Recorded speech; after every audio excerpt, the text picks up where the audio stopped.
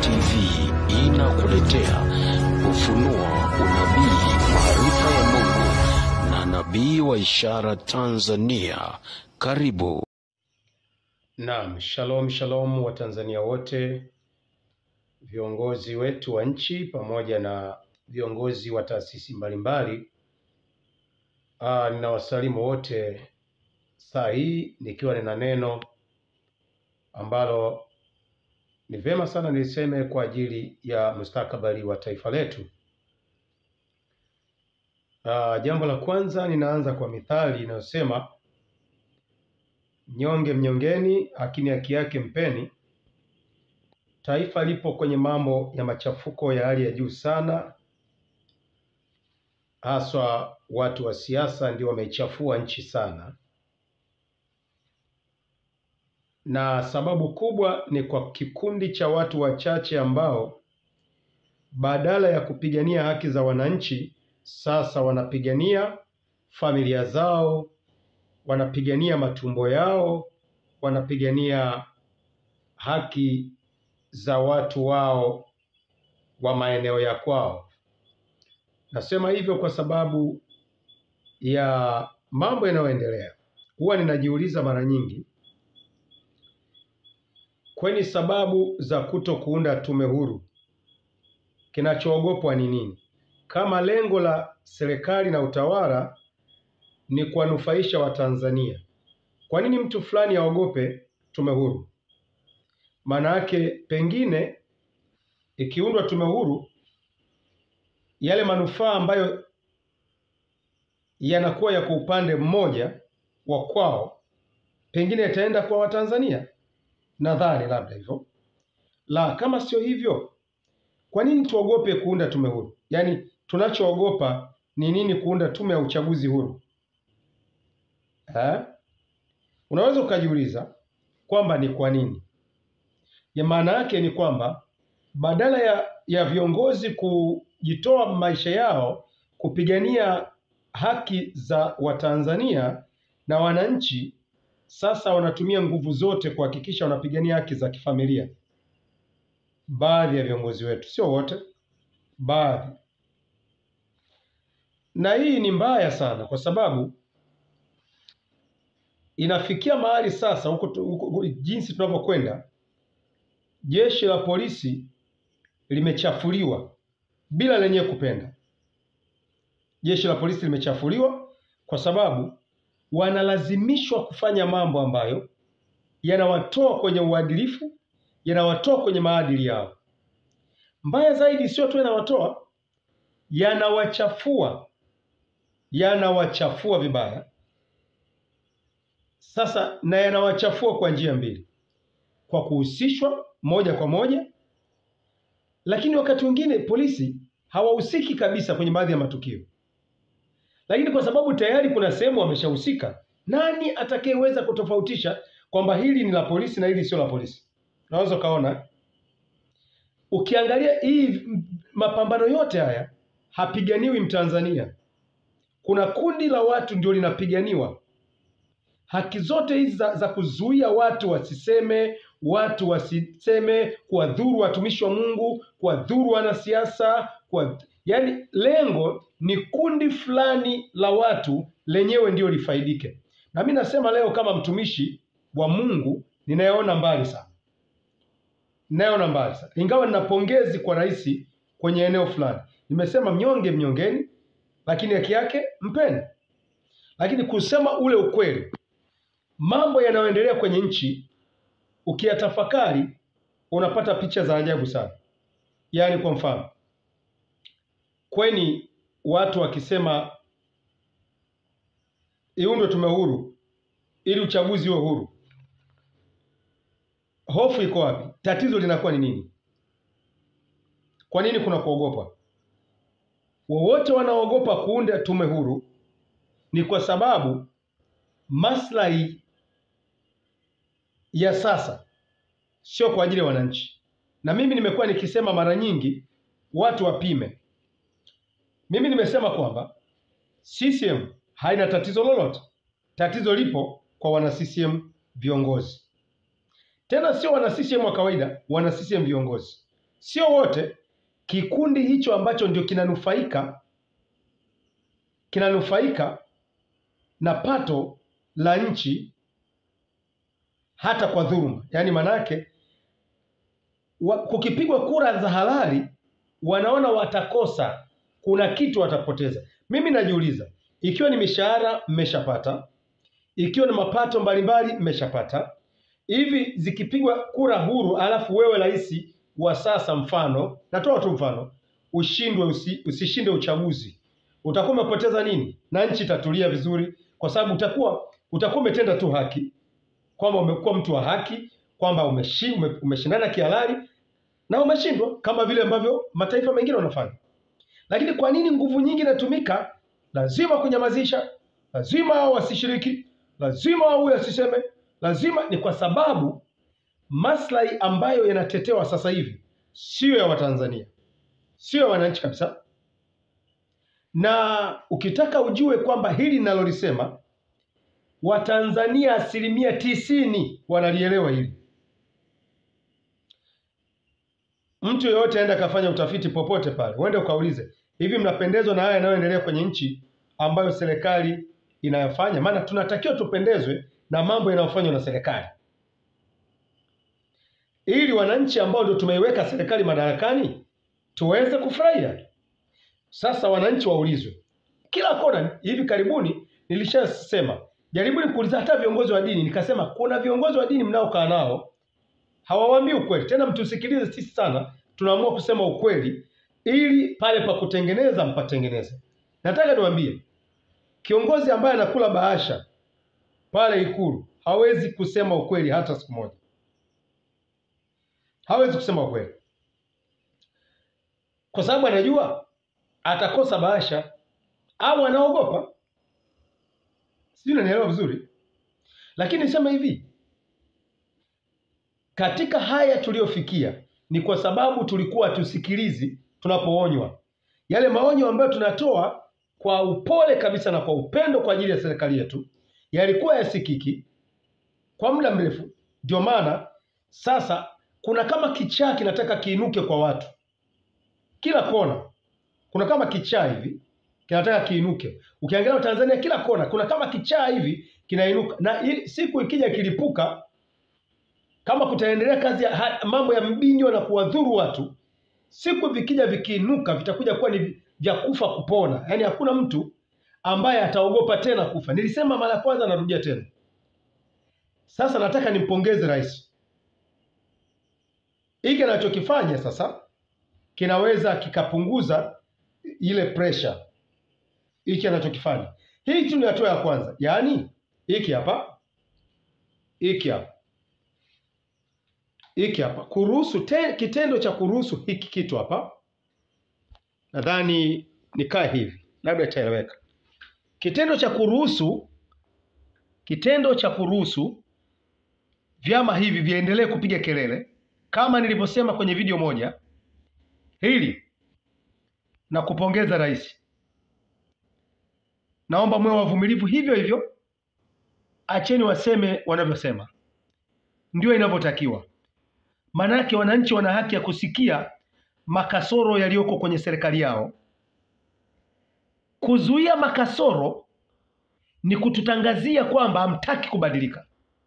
Narudia, kuzuia watu wasiseme makasoro ya kiongozi wao ni kuzuia watu, ni sawasawa na kusema hatutaki kubadilika. Lakini mkizuia watu waseme, watu wataamini mtabadilika.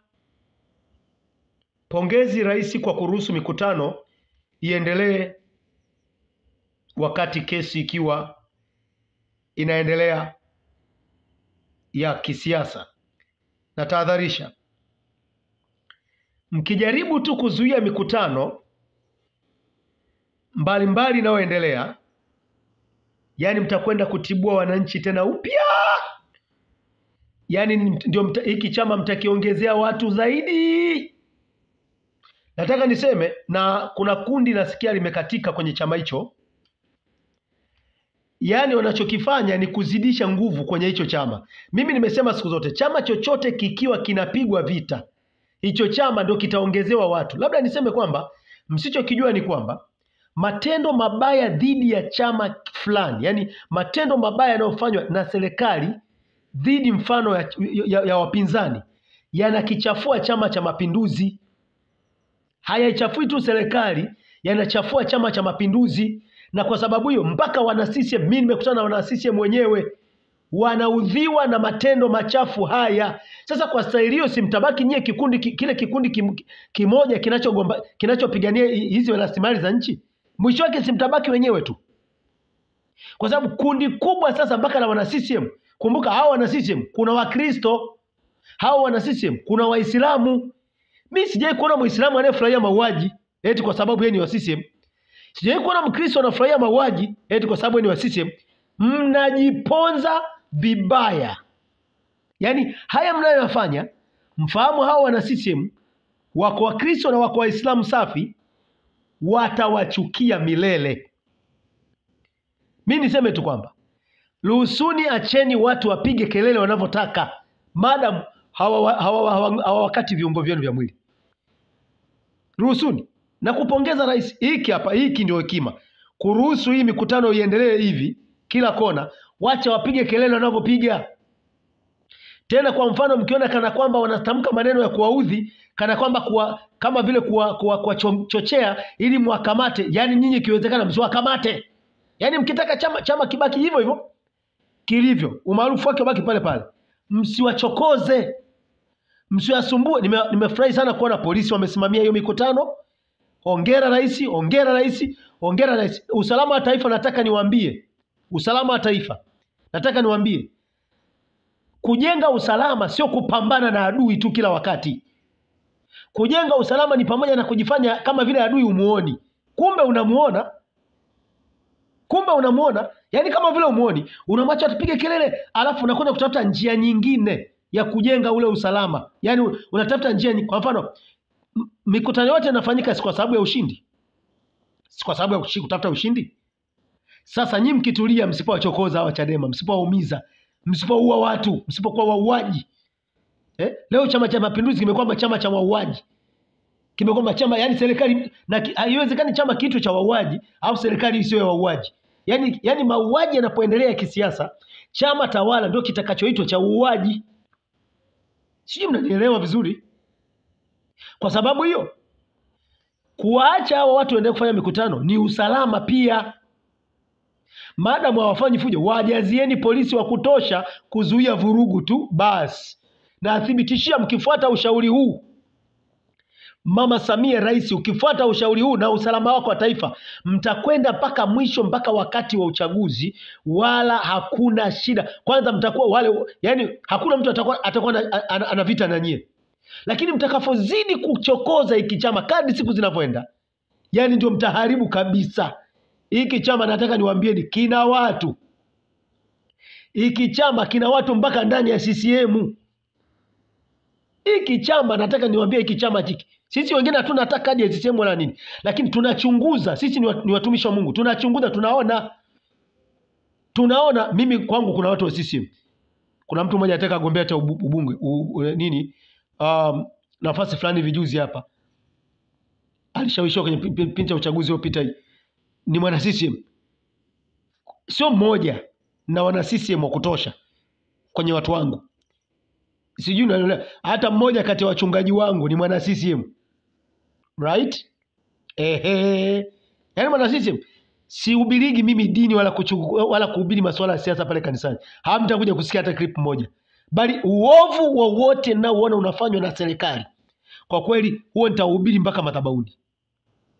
Uovu unaofanywa na serikali, ama maneno ya hovyo yanayosemwa na viongozi, haswa unakuta viongozi wa CCM. Mtu anakuta kabisa eti mkiona wana CCM nilisikia nani kipindi kilichopita. Yani haya yote yamezaliwa na maneno ya viongozi wasio na hekima ndani ya CCM. Baadhi ya viongozi wasio na hekima ndani ya CCM. Mtu una hekima hata nani, wewe umeshakuwa kwenye kiti, una haja gani ya kushindana na mtu ambaye hayuko kwenye kiti? Si kuto kujitambua huko. Mheshimiwa Tulia kuna kipindi, kuna video yake moja hapa alitamka maneno ya ajabu sana. mkimwona mtu anamsema mama, lala naye mbele. Sasa si ni kama unatuma watu wauane sasa. Yaani mkimwona mtu anamsema mama, yani rais, lala naye mbele. Hivi huyu rais wetu angekuwa ndio Ruto. Ruto anavotukanwa mnamuona? Mmemwona anapambana na mtu? Sasa nataka niwathibitishe, kadri mnavyojaribu kujiprotect wote, viongozi wote wa nchi, kadri mnavyozidi kutumia nguvu nyingi kujiprotect, ndivyo mnavyopoteza imani kwa wananchi, ndivyo mtapoteza kupendwa, ndivyo mtakavyodharauliwa, ndivyo mtakavyochukiwa. Lakini mkitaka ninyi mpendwe, mkitaka watu waone ni bora, alafu wachukulie watu wa upande wa pili kama wa kawaida, yani waruhusuni wafanye vituko vyao vyote, wafanye hekima zao zote na mikutano yao yote na mazuri yao yote na mabaya yao yote, yani nyinyi zuieni tu wasizuru wananchi. Basi nataka niwathibitishie, mkitumia hekima hii mtaheshimika viongozi, mtathaminiwa, mtaonekana nyinyi sio wachokozi, bali hawa upande wa pili wachokozi. Sisemi hivi kwa maana ya kwamba kwa mwategee tanzi, no, bali yani kwa haya yanayoendelea kuanzia kipindi kirefu kilichopita yametuchosha.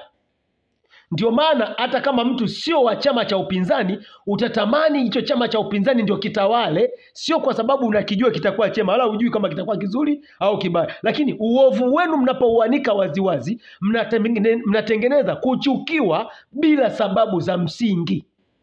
Hongera sana rais. Hongera sana kwa kuruhusu mikutano iendelee namna tena, ruhusu kabisa. Wacha waendelee kufanya mikutano yao. Yani tena fanyeni, yani hii ndio njia pekee itakayofanya nchi itulie, yani mambo yaende tu sawa sawa, kwa sababu haya wameshasema washamaliza. Kwa mfano kama hii mikutano imefanyika kila sehemu, wamesema washamaliza. Je, mmeona tatizo lolote?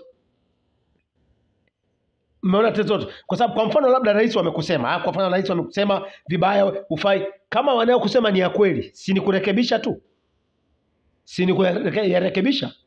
Na kama anaosema ni ya uongo, nani atakayewaamini? Unaona? Sasa hongera sana kwa ajili ya mikutano kama hii, kwa sababu mikutano kama hii inaweza ikajenga kuaminiwa. Yaani rais unaweza ukajenga kuaminiwa. Jambo ambalo ningependa kukumbusha sana, rais wewe umepokea kijiti. Hakuchaguliwa kwa kura.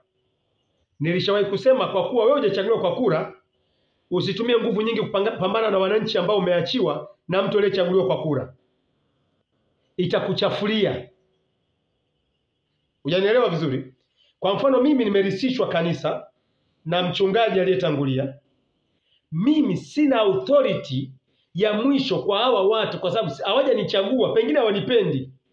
Kwa hiyo wakiwa wanafanya vitu vyao visivyo, nitakuwa mpole, nitazungumza nao kwa upole na kuwasikiliza. Hata kama sina uwezo wa kutekeleza, nitakuwa nawasikiliza na kusema, jamani, mimi rais wenu na upendo, ninasikiliza na waheshimu, kwa kweli nitalifanyia kazi. Hata kama huna uwezo, hiyo ndio hekima. Kiongozi utatakiwa na hekima. Lakini unaonyesha kupambana na watu wakati unajua kabisa wewe mwenyewe hapo ulipo upo kwa neema ya Mungu. Ni neema ya Mungu kwa sababu uliwekwa kuwa msaidizi, hujachaguliwa. Na kwa sababu hujachaguliwa, utapambanaje na watu ambao wala sio? Ukichaguliwa ndio sasa unatakiwa kupambana nao, kwa sababu umechaguliwa kihalali na Tanzania. Lakini sasa hivi wewe ni mrithi wa kila kiti, na kwa sababu ni mrithi wa kila kiti, hebu kuwa mpole mama. Kuwa na hekima mama. Mimi nitaendelea kukujenga tu rais wangu. Kuwa na hekima sana. Kuwa mpole, kuwa mvumilivu mama. Waambie watu wako wa usalama, njia yoyote ya kutumia manguvu haitawasaidia kwenye nchi. Yaani ndio watawafanya Watanzania wawe wababe, wawe sugu, wawe wakorofi kweli kweli. Hebu fikiria kwa mfano Lissu asingekamatwa. Mpaka sasa hivi kungezungumza maneno mabaya yanayoendelea. Lakini serikali inaonekana mbaya. Angalia mpaka mataifa, hebu kabla Lissu hajakamatwa, mataifa walisema kwamba demokrasia iko vibaya. Hawakusema, sio? Madhara ya kumkamata Lissu, angalia sasa.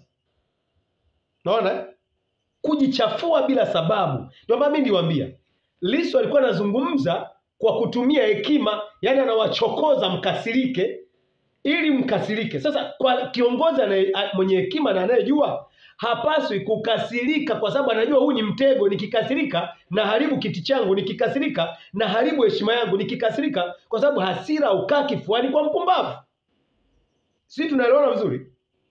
Kwa hiyo niseme hivi kwamba hebu tuendesha nchi yetu iende vizuri. Wewe dereva wetu, wewe rais, dereva wetu, endesha nchi hii iende vizuri. Acha kupambana na wanasiasa. Wewe uko kwenye serikali sasa hizi, wewe uko kwenye serikali mama, usipambane na wanasiasa, usipambane nao wanasiasa. Wewe unasema wanasiasa, lakini kumbuka ukishatoka tu, ukishaingia kwenye utawala ukawa rais, wewe haupo kwenye siasa tena, uko kwenye uongozi. Simama kama kiongozi, acha watu wafanye wanachofanya, maadamu hawadhuriani. Zuia watu wako wa usalama wanaofanya uhalifu wasifanye uhalifu. Hivi imefikia mahali sasa pa kuchafua. Siku zinazokuja huko mbele haitakuwa salama sana nchi kama itakuwa hivi. Kwa hiyo kwenye hili la kuruhusu hizi mikutano hii, rais, naomba uendelee kuiachia mikutano kabisa. Mimi sijawahi kuhudhuria mkutano hata mmoja, wala sina interest ya kuhudhuria mikutano kabisa, ila ni mfuatiliaji wa kusikiliza kinachosemwa ni kitu gani. Kwa hiyo CCM wanao wakifanya mikutano, wazungumzie hoja ambazo zinalalamikiwa na wananchi. Na nataka niwaambie, msiwadharau wapinzani wanapopiga kelele. Mara nyingi wanayozungumza yako kwenye mioyo ya wananchi, kwa sababu nyinyi mkiwa kwenye utawala hamwezi kujua upande wa pili wananchi wakoje.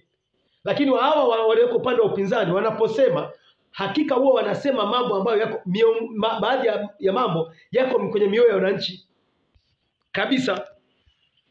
Sasa kwa mfano masuala ya uchaguzi, nani ambaye alikuwa anafurahia uchaguzi unavyoendelea kwenye nchi? Kila mtu anachukia, si Wakristo, si Waislamu, ni fujo tu, uchaguzi wa ovyo kabisa. Sasa kwa staili hiyo unashindana na mtu anaposema kwamba anataka uchaguzi ufanywe marekebisho. Kweli anataka tume ifanywe marekebisho, unashindana naye? Si ni kujidhalilisha? Kwanza ni kujidhalilisha.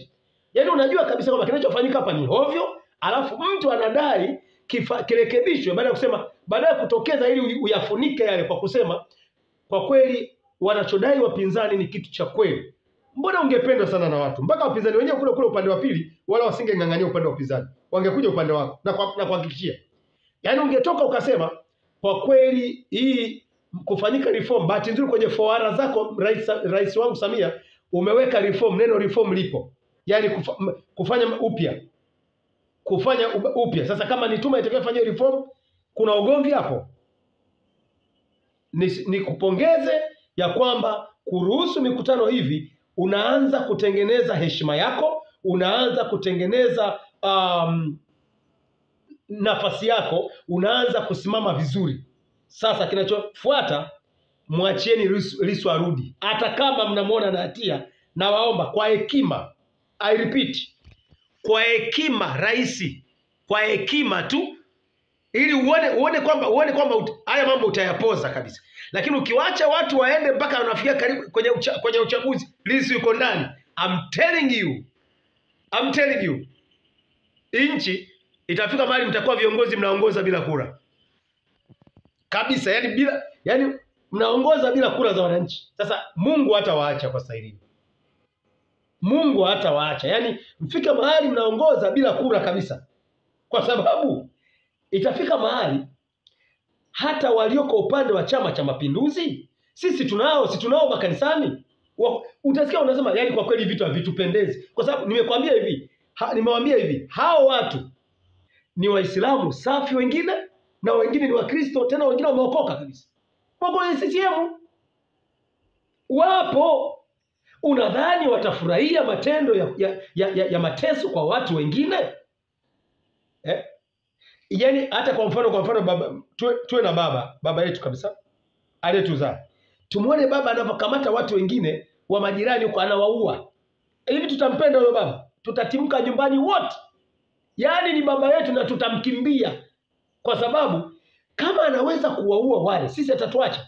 Na ndio maana haya mauaji haya mnaowafanyia upande wa upinzani hayataishia upande wa upinzani. Mtauana siku moja wenyewe kwa wenyewe kabisa. Na hapa mnasema na mbingu zinasikia. Mungu atakuja geuza hiyo roho, muanze kuofiana wenyewe kwa wenyewe, muanze yani kutokuaminiana wenyewe kwa wenyewe, mwisho mwaona wenyewe kwa wenyewe. Laana ni mbaya sana ya kuua watu. Kwa hiyo niseme tu kwamba rais, nenda polepole na kupongeza kwa kuruhusu mikutano iendelee. Naomba uendelee vipi, lakini mtoe Lissu. Mruhusu Lissu arudi nyumbani, aendelee na mambo yake. Utaonekana ni wa demokrasia ile mbaya. Afu utaonekana ni rais wa pekee mzuri ile mbaya. Kwa sababu haya yanayofanyika, watu wanakuchukulia wewe rais na kile kilichopita kule nyuma kwamba ni sawa. Kwa sababu aliyepita kule nyuma alikuwa sawa kabisa katika masuala ya uongozi na usimamizi. Kwa kweli nilitamani angeziweka kuwa sheria. Lakini kwenye upande wa kutovumilia wapinzani lilikuwa tatizo kubwa. Kiongozi anatakiwa mvumilivu bwana. Kiongozi anatakiwa ajiamini. Yaani unamwacha adui yako anasema kama vile Simba na Yanga tu. Akishamaliza unasema haya bwana sawa, tukutane kwenye mechi. Ndio kiongozi alivyo. Lakini kiongozi kuonyesha hasira kabisa kwenye jambo la kawaida la kidemokrasia ni tatizo, sio uzima. Ni kuonyesha kuna kitu anaficha. Yaani unapotumia nguvu nyingi kutetea jambo ambalo ni la kweli, watu wanadai ni la kweli, ni kuonyesha una uovu mkubwa. Na mimi siamini kabisa kama rais wa mwanamke anaweza kana uovu mkubwa. Ndio maana mimi nilishawahi kumwambia mtu mmoja kwamba hata haya matukio haya, kuna baadhi ya matukio rais wala hahusiki. Sio yote lakini. Yaani namaanisha kuna baadhi ya matukio rais hahusiki, kwa maana kwamba kuna watu wanajipendekeza kufanya uovu wakidhani wakija kukuelezea utawasifu. Damu ya mwanadamu, tone moja la mwanadamu halipotei bure, lazima liende na kizazi kilichomtuma huyo muuaji. Damu ya mwanadamu haipotei bure. Atakufa muuaji na watakufa waliomtuma kwa vifo vya ajabu, hata vya pressure. Watakufa tu. Kwa hiyo mimi nikiangalia mikutano inavyoendelea, naona mama sasa unakwenda vizuri, lakini rekebisha yaliyosalia. Hakikisha tume huru inaundwa kabla ya uchaguzi. Yaani afadhali uchaguzi usogee kuliko kutupeleka. Mimi mwenyewe nasema wazi, sitapiga kura kama uchaguzi utakuwa ndio ule miaka ile. Hata sikupiga kura hata miaka iliyopita. Hii miwili iliyopita. Yaani uchaguzi ovyo wote mimi siwezi kushiriki. Siwezi kushiriki, na sio mimi tu. Chunguzeni mtaona. Huwezi kumtoa mtu na elimu yake kabisa anaenda piga kura uchaguzi ambao watu wote huwa wanajua uchaguzi huo umejaa figisu za ajabu za uongo, yaani utapeli kabisa. Sasa nakusima, hebu rekebisha. Nilishawahi kutoa maelekezo kipindi cha nyuma, ingawa watu wa upande wa pili walinichukia sana, upande wa pili wenu, wapinzani, upande wa upinzani. Waliona kama vile nilikuwa nakufundisha ubaya hivi. Nilivyosema, kweni, nilisema tu kwa mawazo. Kweni ukijifanya unakubali yote, alafu ukatumia mbinu isiyo ya waziwazi. Unajua hata wizi ukiiba waziwazi ni wizi mbaya sana. Sasa lakini wizi unaoiba kwa siri afu mpinzani pia hajui, unajua anaweza kalizika kwamba ameshindwa kweli. Kwa nini watu wasitumie akili? Unatumia mabavu. Kwa sababu wizi wa mabavu ndio huu unaoonekana waziwazi. Kwa nini watu wasitumie akili? Watu mna mifumo ya kutosha. Kwa nini msitumie akili? Kwa nini mtumie mabavu, watu kukimbia na kula ovyo? Vitu gani vya namna hii? Aibu, kujitia aibu katika nchi kama hii. Aibu tupu. Alafu la mwisho niseme hivi. Tuwe makini sana viongozi wa nchi ya Tanzania. Tuwe makini na hili. Unajua tunafikiri kwamba wananchi wa Tanzania bado ni wale wa mwaka 1961. Nafikiri ni hivyo. Sasa nadhani bado mna zile hisia za kwamba Watanzania ukiwatisha wanatishika. Nataka niwaambie, they are not the same again. Watanzania sasa hivi sio wale tena. Watanzania sasa hivi sio wale tena. Mkisubutu kukaza tu na wao watakaza. Ndio maana na huyu aliyeweza kujitoa kwenda kumgusa kiongozi wa dini, huyo ndio aliharibu kabisa. Yaani huyo mkimtafuta mkampata, mshughulikieni kwa nguvu zote, alafu Lissu mmwachie. Alafu mtaona mtakachokuwa mmekitengeneza kwenye utawala wenu. Lissu mwachie, afu yule aliyemgusa Kitime ashughulikiwe barabara wazi.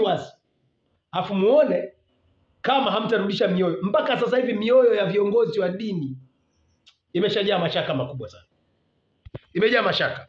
Lakini mimi naamini kuna vitu vinaweza vikarudisha hiyo mioyo. Cha kwanza, endelea kuruhusu mikutano hii, hilo la kupongeza sana. Huyo ambaye amekaa chini akasema na tuache endelee, wazo hilo ni jema.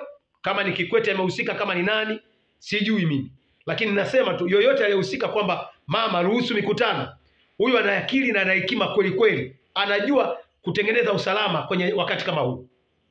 Lakini pili, msiishia, fanyeni la kufanya lolote Lissu aondoke, asiwe na kesi yoyote. Yaani tengenezeni sifa, msitengeneze ubabe, tengenezeni sifa. Afu muone kama hamtatulia vizuri, kama hamtapata kibali kwa Mungu. Lakini la sivyo, kwa kweli mahali mlipojifikisha wenyewe ni mahali pabaya sana. Pabaya. Watu wanapopigania mambo ambayo ni haki za wananchi wote, alafu kutumia nguvu, watu tunakuwa na mashaka kwamba labda pengine una maslahi yako binafsi. Kama ni cha Watanzania, watu wamepiga kelele, toka hadharani. Wao ukiona mpaka mapadre, mashehe nao wametoka, wanasema kwamba jamani, hapa tupawe hivi.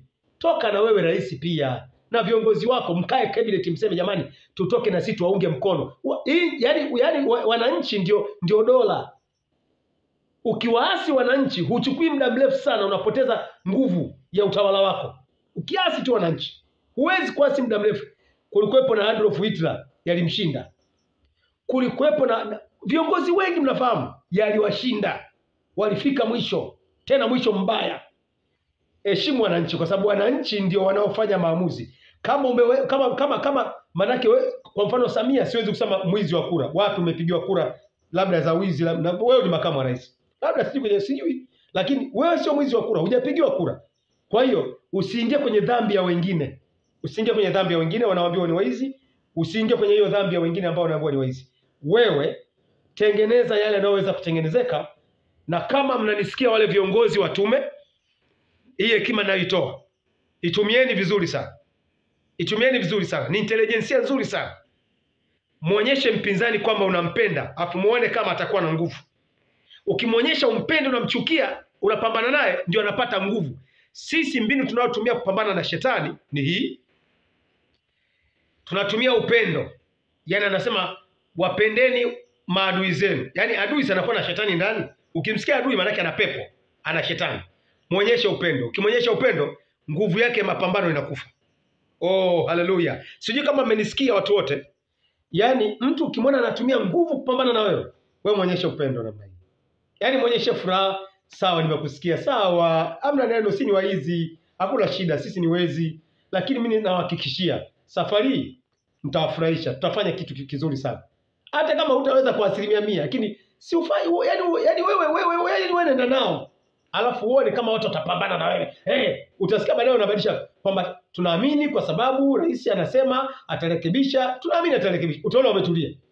Lakini wewe mtu hata hujajaribu hicho kitu anachosema, wala hujajaribu kwamba jamani ngoja tujaribu kufanya hizo reform, unaanza kupambana nao sasa.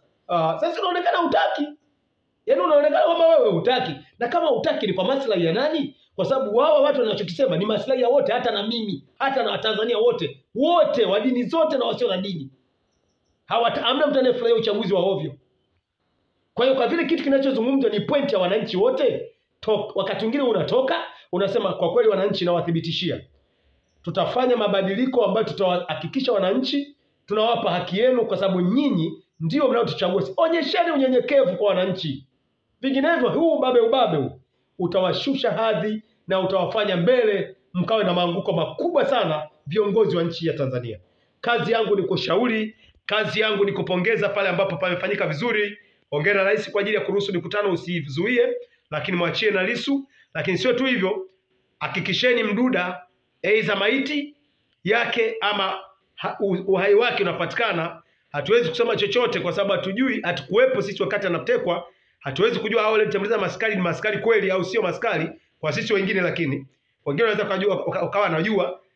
Lakini jitahidini kuhakikisha kwamba haya mambo mnayakomesha.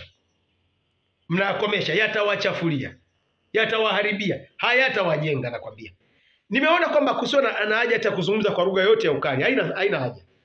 Nimezungumza lugha ya hekima, nikijua viongozi wanahitaji tu lugha ya hekima, hawahitaji lugha ya ukali. Rais, naomba uchukue hatua moja baada ya nyingine, itulize nchi. Toeni Lissu huyo. Haya mambo ya kukaa mara kesi inakuja tena, watu wanatoka na miemko. Yaani mimi sidhani kama inakuletea heshima rais wangu. Rais wangu haikuletea heshima. Yaani mataifa wanakuwa na very interest, wanaangalia wako interested ile mbaya. Lissu sasa tukaona utafanya nini? Yaani ni kuchafua, yaani ni kujichafua tu. Fanya juu chini, yaani wana usalama na toeni Lissu, toeni. Yaani mimi ningekuwa kwenye vyombo vya usalama, ningekaa chini nikawaambia faida za kumtoa Lissu ni kubwa kuliko faida za kumweka Lissu ndani. Kumweka Lissu ndani ni hasara. Sio hasara kwa sababu ya chama chao, no. Ni hasara kwenye utawala kwa sababu unachafua utawala. Imetosha. Kama hekima hii haitawafaa, basi najua kabisa matukio ya nchi yanaweza yakawafundisha. Nabii wa Ishara Tanzania, naipenda taifa langu, napenda rais wangu, napenda viongozi wangu, watende haki na wasimame kwa haki. Asanteni.